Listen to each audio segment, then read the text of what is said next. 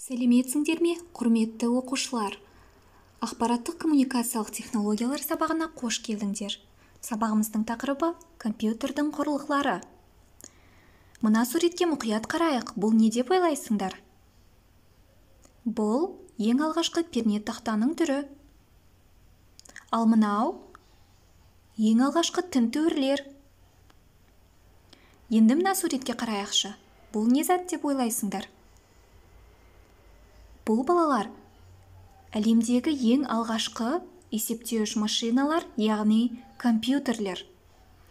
Бүгінгі сабақта біз сендермен компьютердің негізгі және қосымша құрылғылармен танысатын боламыз, енгізу және шығару құрылғыларын ажырататын боламыз.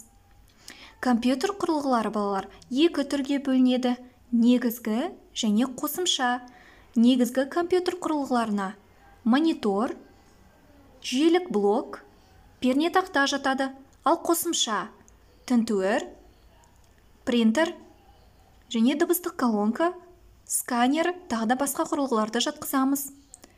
Одан басқа балалар компьютер құрылғылары енгізу және шығару құрылғылары болып бөлінеді.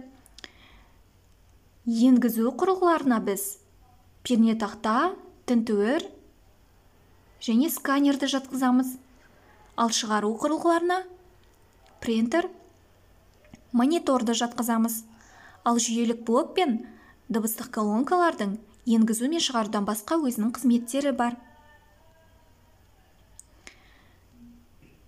Келесі балалар, құрылғыларымызды үш тілде айтып көрейік. Құрылғы: орысша устройство, ағылшынша device. Монитор: монитор, monitor. Перне тақта: клавиатура, keyboard.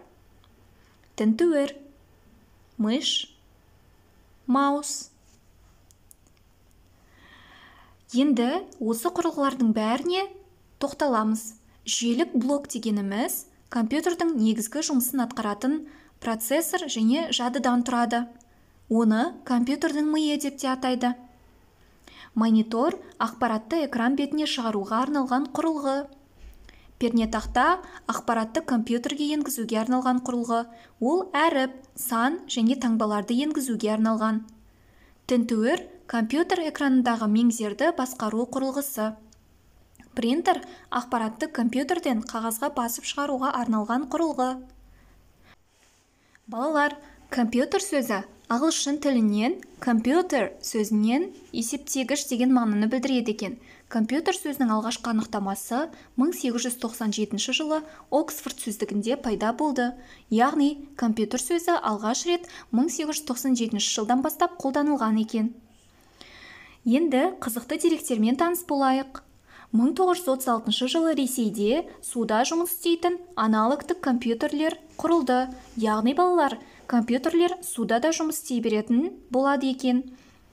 Әдетте адам минутына көзін 20 рет жыпылықтатады. Алайда компьютерде отырып, ол 3 есе аз жыпылықтатады екен. Яғни минутына 7 рет. Компьютерлерге және онымен байланысты болуы мүмкін барлық нәрсеге жақындаудан қорқатын адамдар киберофобтар деп аталады екен. Дүние жүзінде компьютерлердің бұзылуының бірінші себебі бұл перне тақтаға сұйықтықтың төгіліп кетуі, ал екінші орында электр қуатының үзілуі. Тек Ресей мен ТМД елдерінде собачка белгісі ит деп аталады екен. Басқа елдерде бұл белгі ұлу немесе маймыл ретінде белгілі. Оны алғаш рет 1972 жылы әлемдегі алғашқы электрондық поштаның авторы Рэй Томлинсон қолданған.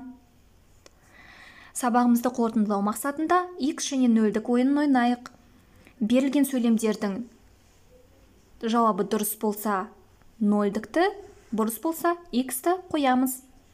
Сканер негізгі құрылғыға жатады. Дұрыс па әлде бұрыс па? Бұрыс.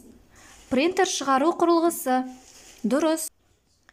Тінтуір арқылы әріптерді енгізуге болады. Дұрыс па әлде бұрыс па? Бұрыс. Монитор негізгі құрылғыға жатады. Дұрыс. Компьютер сөзі есептегіш деген мағынаны білдіреді. Дұрыс. Дыбыстық колонка ақпаратты экранға шығарады. Дұрыс емес, демек X. Жүйелік блок компьютердің миы. Дұрыс, жарайсыңдар балалар. Сабаққа рефлексия беріп жіберсеңдер, егер сабақта барлығын түсінсеңдер, өте жақсы жоғарғы деңгейде ұстап тұрған Wi-Fi-ді таңдайсыңдар. Ал сабақта өздеріне аздап сенімсіз болсаңдар, орташа жұмыс жасап тұрған Wi-Fi-ді таңдайсыңдар. Ал мүлде ештеңе түсінбесеңдер, мүлде жұмыс жасап тұрған жоқ Wi-Fi-ді таңдайсыңдар. Осымен сабағымыз аяқталды. Сау болыңдар.